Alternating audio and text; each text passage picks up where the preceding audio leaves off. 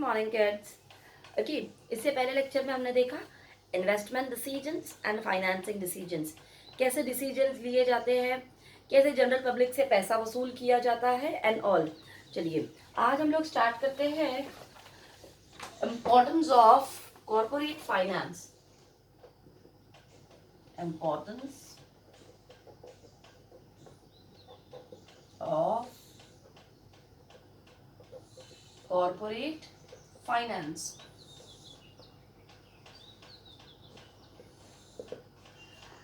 चलिए देखते हैं कि इसकी क्या क्या इंपॉर्टेंस हो जाते हैं हमारे फाइनेंस के। The first one is in the functional management of business enterprise, importance is given to production, finance, marketing and personal activities. Among all these activities, utmost importance is given to financial activities. The importance of corporate finance may be discussed as follows. The first one is helps in decision making.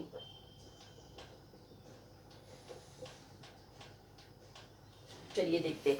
The first importance is helps in decision making. Most of the important decisions of business enterprise are determined on the basis of availability of funds.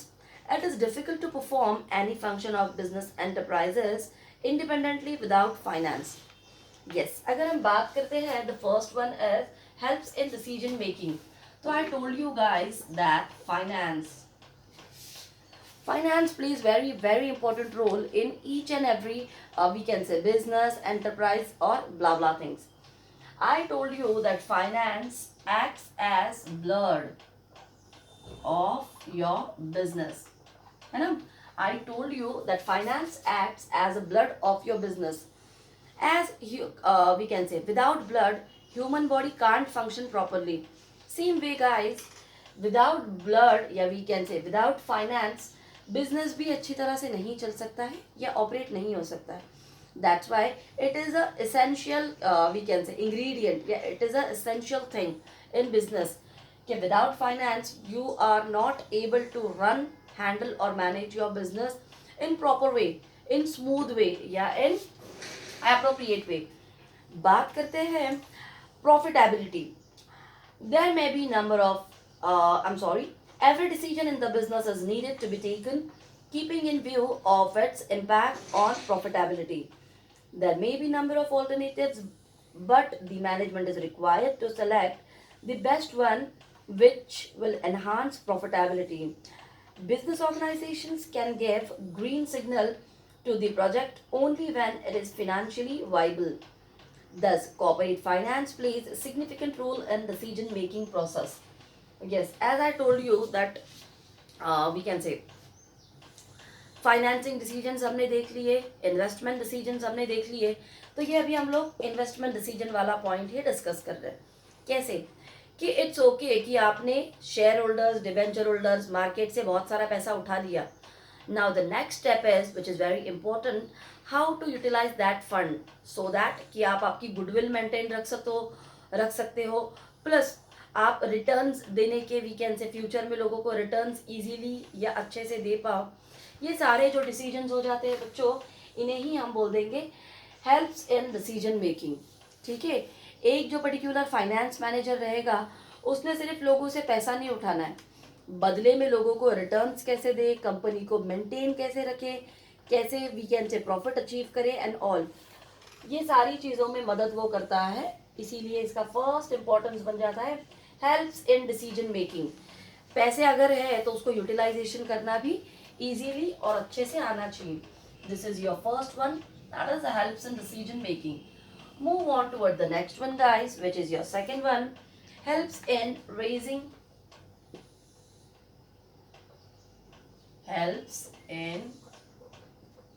Raising capital for a project. Capital for a project. चलिए start करते हैं. Whenever a business firm wants to start a new venture, it needs to raise capital. Business firm can raise funds by issuing shares, debentures, bonds or even by taking loans from the banks. चलिए बात करते हैं अभी capital raise करने का. Capital raise करने के तरीके क्या क्या है? Share holders, debenture holders, bonds, and last but not the least is your bank loan. अगर हम लोग बात करते हैं किसी कंपनी ने भाई कैपिटल रेज किया है, रेज करना मतलब बढ़ाना. ओके अगर हमें पता चलता है कि कोई कंपनी अपना कैपिटल बढ़ा रही है या वी कैन से लोगों से पैसा वसूल करना चाहती है, तो कभी भी कंपनी अपना कैपिटल क्यों बढ़ाना चाहती है? Whenever company wants to start new venture, जब कंपनी को कोई नया बिजनेस शुरू करना होता है या स्टार्ट करना होता है, तब कंपनी को पैसों की ज़रूरत होती है. अब कंपनी पैसा उठा सकती है मार्केट से शेयर होल्डर्स के स्वरूप में, डिबेंचर होल्डर्स जो हम क्लियर कर चुके हैं, बॉन्ड्स और बैंक से लोन लेने के लिए. बैंक से लोन लेकर इन सभी प्रकार से कंपनी वी कैन से पैसा मार्केट से उठा सकती है या अपने कैपिटल को, जो भी कैपिटल की अमाउंट है उसे रेज कर सकती है. तो corporate finance helps in raising capital for a project which is newly started. ये हो जाता है उसका सेकेंड इंपॉर्टेंस. चलिए थर्ड वाला इंपॉर्टेंस इसका क्रॉस चेक करते हैं. The third one is helps in research and development. Helps in research and development. Start करते हैं. Research and development must be undertaken for the growth and expansion of business. Detailed technical work is essential for the execution of projects. Research and development is a lengthy process and therefore funds have to be made available throughout the research work. This would require continuous financial support. Many a time company has to upgrade its old product or develop new product to attract the consumers. For this, company has to conduct survey, market analysis, etc., which again requires financial support. चलिए, it helps in research and development. Okay, the first one is market survey.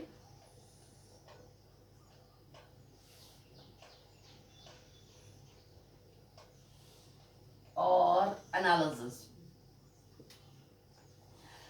चलिए ये तो ठीक है कि company ने market से पैसा उठा रखा है, लोगों को रिटर्न्स देने हैं एंड XYZ थिंग्स. बात अगर हम करते हैं रिसर्च और डेवलपमेंट की, रिसर्च और डेवलपमेंट एक ऐसी प्रोसेस होती है जिसके थ्रू एक वी कैन से जो कंपनी का ओनर है या जो कंपनी के मैनेजर्स है, वो लोग मार्केट का एक सर्वे करते हैं, मार्केट को एक एनालिसिस करते हैं या एनालाइज करते हैं मार्केट को जाके. अब वो एनालिसिस क्या होती है, वो एनालाइजेशन क्या होते हैं?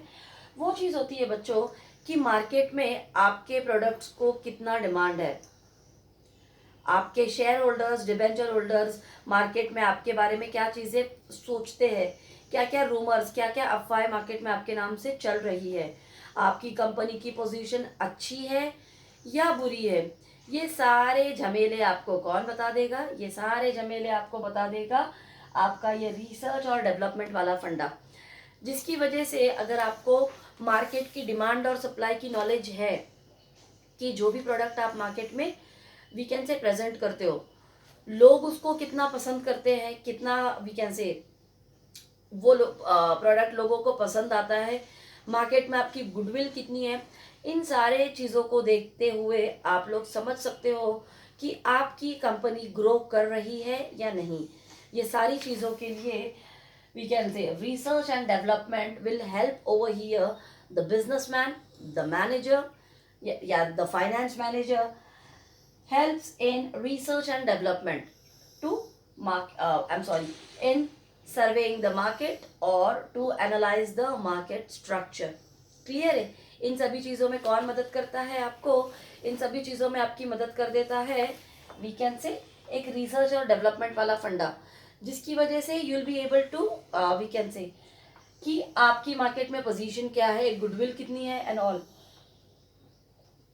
चलिए नेक्स्ट वाला इंपॉर्टेंस क्रॉस चेक करते हैं, which is your fourth one, helps in smooth running, helps in smooth running smooth running of business firm. चलिए let's start with we can say fourth importance, helps in smooth running of business firm. A smooth flow of corporate finance is needed so that salaries of employees are paid on time, loans are cleared on time, raw materials is purchased whenever it is required, sales promotion of existing products is carried out smoothly, and new products can be launched effectively. बात करते हैं helps in smooth running of your business. यहाँ पे मैं ले लेती हूँ salaries, साथ ही साथ ले लेते हैं वेजेस।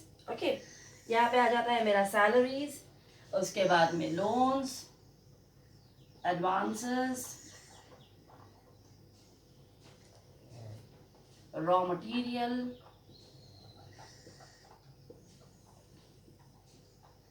न्यू लॉन्च, है ना, न्यू प्रोडक्ट लॉन्च, या we can say sales promotion. Now guys all these things are inter related to each other. जब कंपनी के पास में पैसा रहेगा या बहुत अच्छे से कंपनी चल रही है, आप लोग आपके जो भी लेबर्स है, मजदूर है, उनकी सैलरी आप लोग टाइम पर दे पाओगे, उनके वेजेस आप लोग टाइम पर दे पाओगे। अगर टाइम पे आप आपके मजदूरों को सैलरीज या वेजेस देते हो तो वो लोग क्या करेंगे, खुशी खुशी काम करेंगे। अगर आप उनको सैलरी 1 महीने दी, फिर 3 महीने गैप, फिर 1 महीने दी, फिर 4 महीने गैप, तो वर्कर भी सोचेगा कि कितनी बेकार कंपनी है, टाइम पे काम तो करवा रही है बट पैसा नहीं दे रही है। यहाँ पे वर्कर्स रुकेंगे नहीं। अगर आप सैलरी इरेगुलर दोगे तो, अगर दोगे तो रुक जाएगी। ठीक है, नेक्स्ट लोन्स एंड एडवांसेस। अब आपने मार्केट से वी कैसे रख किया मैंने, हमने मार्केट से शेयर होल्डर से, डिबेंचर होल्डर से, जनरल पब्लिक से पैसे उठा रखे, प्लस बैंक से लोन ले रखा है। ये सारे पैसे अब हमें रीपे करने हैं। उठा तो लिए, देगा कौन, हमें ही देने। तो अगर कंपनी के पास में सारा सब कुछ बिजनेस अच्छे से चल रहा है, स्मूथ फ्लो में एकदम अच्छे से चल रहा है, सिस्टमैटिक, आप लोगों की सैलरी टाइम पर दे पाओगे, जितने भी पैसे आपने मार्केट से उठा रखे हैं आप उसे भी अच्छी तरह से दे पाओगे। नेक्स्ट रॉ मटेरियल, जो भी प्रोडक्ट आप बना रहे हो, जो भी प्रोडक्ट, उसके लिए खरीदने के लिए आपको लगेगा रॉ मटेरियल, कच्चा माल, जिसे आप बोलते हो कच्चा माल। वो सारे चीज़ों के लिए भी आपको बड़ा कॉस्ट पैसे लगेंगे। अगर आपके पास में पैसे हैं तभी आप वो रॉ मटेरियल खरीद सकते हो, प्लस रॉ मटेरियल खरीद के आप लोग उसके कुछ नए प्रोडक्ट्स बनाओगे और मार्केट में new products, new projects launch कर सकते हो। अगर पैसा है तो, फाइनेंस प्रॉपर यूज कर रहे हो तो, और अगर आप लोग न्यू प्रोडक्ट्स बना रहे हो, उसे लॉन्च कर रहे हो, तो आप सेल्स प्रमोशन भी कर पाओगे। अब सेल्स प्रमोशन में क्या क्या आ जाता है, बड़े बड़े बैनर्स, होर्डिंग्स, उसके बाद में एडवर्टाइजमेंट्स, या we can say free sampling distribution, sample distribution and all. इन सभी चीज़ के लिए क्या होना चाहिए, आपके पास में एडिक्वेट फाइनेंस होना चाहिए, बराबर से पैसे होने चाहिए, और utilisation of that finance in proper way, proper utilisation होना चाहिए, तभी आपका बिजनेस क्या चलेगा बच्चों, स्मूथ चलेगा, अच्छे से चलेगा। और अगर आपके पास में पैसे बराबर से आप यूज़ नहीं कर रहे हो, ना आप आपके कंपनी के वर्कर्स को सैलरी दे पाओगे, ना लिए हुए लोन्स आप क्लियर कर पाओगे, रॉ मटेरियल खरीदने के लिए तो पैसे ही नहीं है, पैसे नहीं है तो नया प्रोडक्ट लॉन्च कहाँ से करोगे, नया प्रोडक्ट ही लॉन्च नहीं किया है तो सेल्स प्रमोशन करके मतलब ही नहीं है। प्लस जो मार्केट में आपकी गुडविल की लेवल हो जा रही है वो तो अलग है ना, मार्केट में आपका नाम खराब हो रहा है कि बकवास कंपनी है। बिल्कुल इस कंपनी में पैसे कोई लगाओ मत, पूरा शेयर मार्केट आपका पूरा पूरा डाउन हो जाएगा आपके इन हरकतों की वजह से। क्लियर है, अगर अच्छे से करोगे तो ठीक ठाक चलेगा सब, या बहुत अच्छे से चलेगा। चलिए नेक्स्ट वाला पॉइंट देखते हैं, brings coordination between various activities. brings coordination between various activities. ठीक है. Corporate finance plays a significant role in control and coordination of all the activities of organization. For example, production will suffer if finance department does not provide adequate finance for purchase of raw material and meeting other day-to-day financial requirements for smooth running of production unit. Due to this, sales will also suffer and consequently the income of concern as well as the rate of profit will be affected. Thus, efficiency of every department depends upon the effective financial management. बात करते हैं finance. ये है मेरा production department. यहाँ पे raw material नहीं है. अगर रॉ मटेरियल नहीं है, now this is your sales department. If raw material is not there,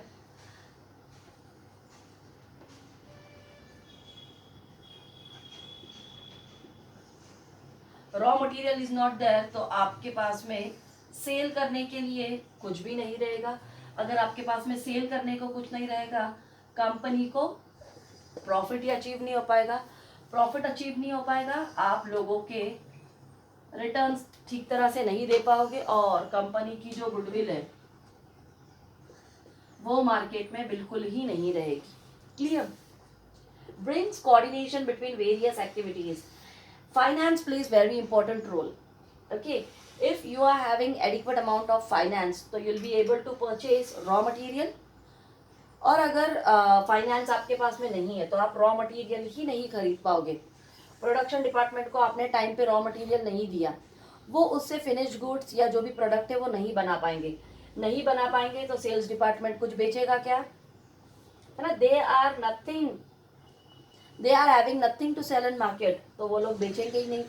जब तक वो लोग कुछ बेचेंगे नहीं, प्रॉफिट नहीं होगा. प्रॉफिट अगर हुआ ही नहीं है तो लोगों के रिटर्न कहाँ से दोगे?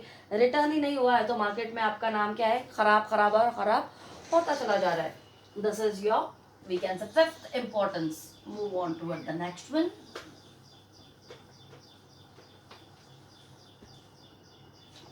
Now sixth one.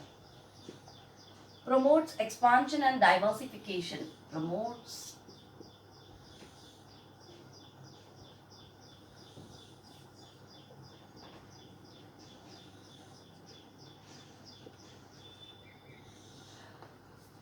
expansion and diversification. Modern machines and modern techniques are required for expansion and diversification. Corporate finance provides money to purchase modern machines and technologies. Therefore, finance becomes mandatory for expansion and diversification of a company. Yes, बात अगर करते हैं expansion की और diversification की, for that company needs finance, या जिसे आप बोल देंगे capital. जब कभी कंपनी की ग्रोथ करनी है, उसे आगे प्रोग्रेस करवानी है, कंपनी को पैसों की बहुत बहुत ज़रूरत होगी. If company is having adequate amount of finance, then company will be able to purchase advanced machines. या we can say new machines, new techniques. अगर कंपनी के पास में पैसा है, adequate finance है, तो कंपनी एडवांस्ड मशीन्स या न्यू टेक्निक्स को परचेज कर सकती है या खरीद सकती है. जिसकी वजह से क्या हो जाएगा कि कंपनी का टाइम सेव होगा, एनर्जी सेव होगी और रैपिडली या बहुत ही फास्ट काम हो जाएगा. जिसकी वजह से कंपनी अपने आप को प्रमोट कर सकती है और कंपनी का एक्सपांशन और डाइवर्सिफिकेशन होना निश्चित है, इजीली हो जाएगा. नेक्स्ट पॉइंट चेक करते हैं. ये तो था मेरा सिक्स्थ वन. आई होप सारे पॉइंट्स क्लियर हो रहे हैं. अगर नहीं हो तो आप लोग मुझसे सारे पॉइंट्स क्लियर कर सकते हो. चलिए, सेवेंथ वन, मैनेजिंग रिस्क्स.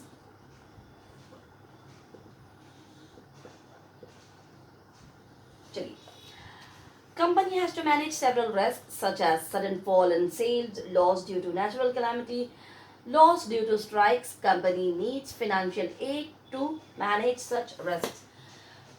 चलिए, अचानक से सेल्स कम हो जाते हैं, अचानक से नेचुरल कैलामिटीज, कोरोना जैसी एक आधी बीमारी आ जाती है जिसकी वजह से बिजनेसेस सभी के बंद हो जाते हैं, किसी एक का नहीं, सभी का। Plus customers, I am sorry, employees ने स्ट्राइक कर दी, लॉकआउट्स, भूख हड़ताल कर दी, काम ही नहीं करेंगे अभी हम, पैसे दो तो काम करते हैं। चलिए, अगर कंपनी में वी कैन से सेल्स के रेट मार्केट में अचानक डाउन हो जाते हैं तब कंपनी को सफ़र करना पड़ता है। कोरोना जैसी बीमारी, जैसे कि अभी भी हम देख रहे हैं, फिलहाल हम लोग उसी वी कैन से इससे गो थ्रू हो रहे हैं कि अभी भी आपने देखा कि कितने दिन लॉकडाउन लगा पड़ा था और बहुत वी कैन से बंद ही था। अभी जून चल रहा है, इससे पहले तो हमारा अभी अभी तो ओपन हुआ है ना, स्कूल अब तक ओपन नहीं हुए हैं, बाकी सारा मार्केट भी बंद था। इस टाइम पे जो बिजनेसमैन को नुकसान हुआ है, लोगों से पैसे तो उठा रखे, रिटर्न्स दिए क्या, क्योंकि बिजनेस ही नहीं हुआ। ये सारे हो जाते हैं मैनेजिंग रिस्क। इन सारे सर्कमस्टेंसेस में या इन सारी सिचुएशंस में जो कंपनी को रिस्क बियर करने पड़ते हैं वो सारा क्या आ जाएगा मेरा, मैनेजिंग रिस्क में। अगर कंपनी के पास में एडिक्वेट फाइनेंस है तो कंपनी इन सिचुएशंस को भी टैकल करके या हैंडल करके मैनेज करके आगे निकल जाती है। और अगर नहीं है तो अगर यू वोंट बिलीव किड्स कि we can say due to corona बहुत सारी स्कूल्स बंद हो चुकी है, बहुत सारे ऑफिसेस बंद हो चुके हैं, बिकॉज वी कैन से उनके पास में इतना एडिक्वेट अमाउंट ऑफ फाइनेंस नहीं था कि वो लोग अपना सेल्स, दूसरे लोगों को जो पैसे देने हैं, वो सारी चीज़ें एट अ टाइम बैलेंस कर सके। अब कोरोना तो हमारा 19 से चल रहा है, ठीक है, अब 21 आ चुका है, तो जिसकी वजह से क्या है, जो लोग सफ़र कर पाए, बर्दाश्त कर पाए वो टिके हैं, जो लोग टॉलरेट कर सकते थे, जो लोग रिस्क मैनेज कर सकते थे, उतने लोग टिक पड़े हैं, बाकी के लोग तो कब से निकल लिए। क्लियर। चलिए अगला पॉइंट देखते हैं। इसीलिए बार बार एक ही पॉइंट रिपीट हो रहा है कि adequate amount of finance, finance आपके पास में पैसे है तो सही, पर उसको यूज भी प्रॉपर वे से करना चाहिए। Next, replace of old assets, replace of old assets. चलिए, assets such as plant and machinery become old and outdated over the years. They have to be replaced by new assets. Finance is required to purchase new assets. बात करते हैं old assets की। Company के पास में एक plant and machinery थी, ठीक है, वो मशीनरी खरीदी थी हमने, अभी क्या चल रहा है, चलिए 2011 में खरीदी थी, अब चल रहा है 2021। 2011 की मशीनरी 2021 में यूज़ करना बेवकूफ़ी है ना, ये हो चुकी है आउटडेटेड, पुरानी। 2021 में जो मशीन रहेगी उसके अंदर बहुत सारे इनोवेशंस रहेंगे या बहुत सारे अलग अलग फीचर्स रहेंगे। अब अगर आपने 12th में वी कैन से रीड किया है तो जैसे कि एसेट साइड पे आपको होता है प्लांट एंड मशीनरी की प्राइस दी गई है आपको, फॉर एग्जांपल 1,00,000 रुपये, नीचे दिया गया होता है कि charge 10% depreciation on plant and machinery, है ना, डेप्रिसिएशन। अब बात करते हैं वो डेप्रिसिएशन होता क्या है। डेप्रिसिएशन 10% कैसे, एक जीरो डिडक्ट कर दो, 10,000। ईयरली क्या होता है बच्चों, कुछ कंपनीज हर साल 10% से डेप्रिसिएशन निकाल के एक we can say fund box में जमा करती है या एक साइड में जमा करती है, जिसकी वजह से क्या होता है कि आफ्टर कंप्लीशन ऑफ 10 ईयर्स, 2011 से अगर एक कंपनी 10-10 हज़ार रुपया हर महीना साइड में रख रही है तो साल के एंड में कंपनी के पास हो गए हैं 1,20,000, ठीक है, एक साल के एंड में कंपनी के पास में हो जाते हैं 1,20,000 या we can say at the end. और कंपनी इजीली हर साल बोलूँगी मैं, सॉरी हर महीने नहीं, हर महीने अगर कंपनी, हर साल कंपनी अगर 10-10 हज़ार रुपया डेप्रिसिएशन का निकाल कर साइड में रखती है, जिसकी वजह से 10 साल कंप्लीट होने के बाद में कंपनी के पास में 1,00,000 रुपये है अब कंपनी वी कैन से नई मशीन खरीदने के लिए। अब अगर नई मशीन आ रही है 1,50,000 रुपये की, 1,50,000 की, तो कंपनी को सिर्फ 50,000 ऊपर से डालने हैं, 1,50,000 पूरे अरेंज नहीं करने, सिर्फ 50,000 या जो भी ऊपर का अमाउंट है, जिसकी वजह से क्या होता है कि रिप्लेसमेंट ऑफ ओल्ड एसेट्स, अगर आप पुरानी मशीन यूज़ करोगे उतना आपका काम वी कैन से अच्छे से नहीं होगा या वी कैन से बहुत स्लो, आउटडेटेड, पुराने तरीकों से आप करोगे। वही आपके पास न्यू मशीन होगी जो 2021 में लॉन्च्ड है, तो आपका काम बहुत ही फास्ट होगा, आपका एनर्जी, टाइम, पैसा, हर एक चीज़ सेव हो जाएगी।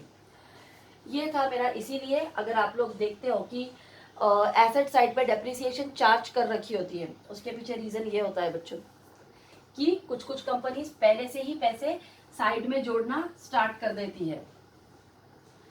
बात करते हैं हमारा 9th वाला पॉइंट, पेमेंट ऑफ